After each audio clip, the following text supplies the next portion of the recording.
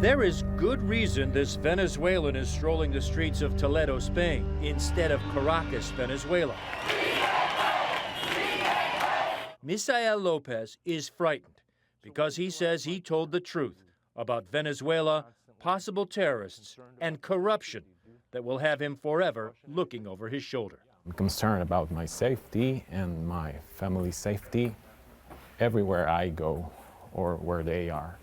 If what this former official for the Venezuelan government in Iraq says is true, criminals and potential terrorists could be freely moving about the world undetected with authentic Venezuelan passports that were sold at a profit to anyone who was buying. Passports good to enter more than 130 countries without a visa, not including the United States. Lopez was the legal advisor for the Venezuelan embassy in Baghdad, starting in July 2013. A former police officer and an attorney, he provided CNN with documents that he says show an employee at the Venezuelan embassy in Iraq sold passports and visas for a profit. And a CNN investigation found serious irregularities in Venezuelan passports and visas. On his first day in Baghdad, Lopez says Venezuela's ambassador, Jonathan Velasco, entrusted him with a very special envelope. Full of visas and passport. He told me, get this. This is $1 million US. I thought it was like a joke. No. Then he told me, here, people pay a lot of money to get a visa or a passport to leave this country. You said you thought it was a joke. I thought, of course, the first moment, yeah, what's his meaning? But okay, I take it like that. I mean, it was the first day, so. But about a month later, Lopez learned the ambassador's joke foreshadowed a frightening discovery. Lopez says an Iraqi employee of the embassy, seen here in a video he recorded, told him Venezuela's passports and visas were being sold. She had made thousands of dollars, cash, and Lopez could too. It's good money. You can make a lot of money with that. They pay us 10,000 US dollar for a visa. And then I got really, really mad, and I told her, how could you think I'm gonna be selling visas or passport? And who was the person that was supposedly going to get the document? An Arab guy. With no connections to Venezuela? No connection at all. It was only the beginning. Over the next several months, he says he was approached again and again by the same employee, asking him to participate in the scheme.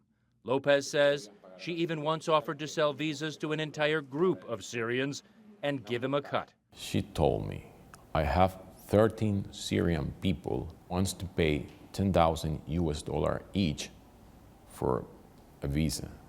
That $130,000. I suspect that might be terrorist. That's why I reject, of course, immediately. Lopez decided to investigate further. He searched the Iraqi employee's desk and took these pictures of what he found. The embassy's official stamp used to authenticate visas, still wet with ink, along with sheets of paper printed with the Venezuelan government seal. She was an interpreter who wasn't authorized to have any of these items. He eventually fired the employee. Lopez did not have any other documents that would confirm the allegations. You think that Venezuela is basically offering free travel passes to potential terrorists? I have found this link to three things: laundering money, trafficking drugs, and terrorism. And it was this document, he says, he found inside the embassy that alarmed him most. It is a list of 21 Arabic names and corresponding Venezuelan passport numbers. Curiously, many of the passport numbers are consecutive. Same with the official government ID numbers, which are like Social Security numbers. A Venezuelan immigration official tells CNN these passports are valid and match the names. We checked with a Venezuelan database and found, for example, Atif has an ID that belongs to Jose. That's the case for 20 of the 21 ID numbers registered to other people with Hispanic names, not the Arabic names listed on the passports. So these are fake people with real passports? No, it's not fake people, it's different people. Lopez says he even found this man who has an Iraqi national ID but who has a Venezuelan passport that says he was born in Venezuela. So this guy, it's like he has two mothers and he was born in two places. Lopez documented everything, including details of the offering of money to issue visas to 13 Syrians, and sent an official report to the Venezuelan ambassador, Jonathan Velasco. And there's no doubt in your mind that the ambassador knew this was happening. How could he, being there for so long, couldn't notice that? And you presented that information to him, and he did nothing. Sometimes he used to say, Caracas do not need to know anything about that. Lopez says the ambassador threatened his job, so he took his allegations all the way to Delcy Rodriguez, the foreign minister of Venezuela, reporting his suspicion of the fraudulent issuing of visas, birth certificates, and Venezuelan documents. He says he heard nothing. Finally, frustrated and fearing the implications, Lopez contacted the FBI at the U.S. Embassy in Madrid.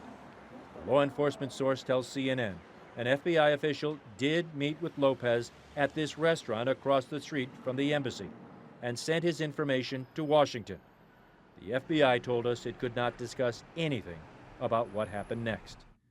By the end of 2015, Lopez was removed from his position by the Venezuelan government. For months, we repeatedly tried to get comments from the Venezuelan government. Entonces, por aquí no hay acceso. In Caracas, the government threatened CNN and Español's crew with expulsion for just asking about the passport and visa allegations. At a press event, Foreign Minister Rodriguez ignored our question. Señora Canciller, solo una pregunta. Months later, during the UN General Assembly in New York, Rodriguez ignored us again. Canciller, Canciller. Until finally we tracked down the foreign minister on the sidewalk outside the UN. Canciller, ¿qué dice de las alegaciones de que se venden pasaportes venezolanos en la embajada de Bagdad? ¿Qué nos puede decir sobre eso?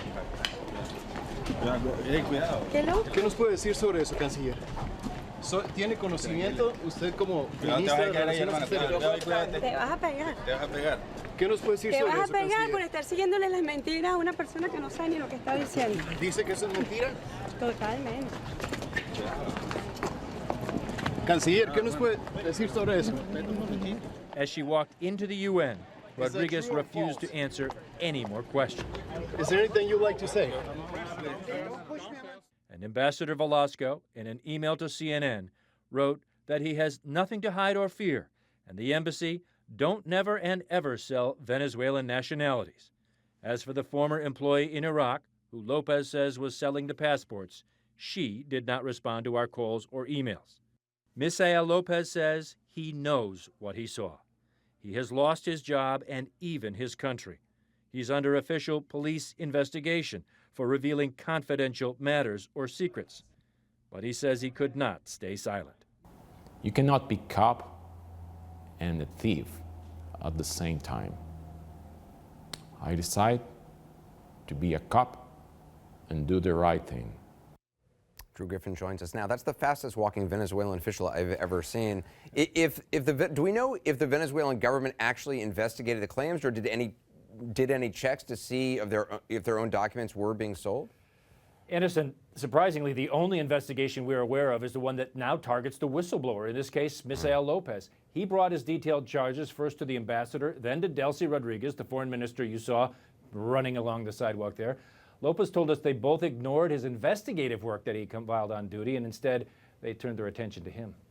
I mean, the implication is that terrorists could be, the worst case scenario is terrorists could be buying these passports, traveling to a lot of countries legally and undetected by the no-fly list or terror watch screenings, not the United States, but into the European Union. Yes.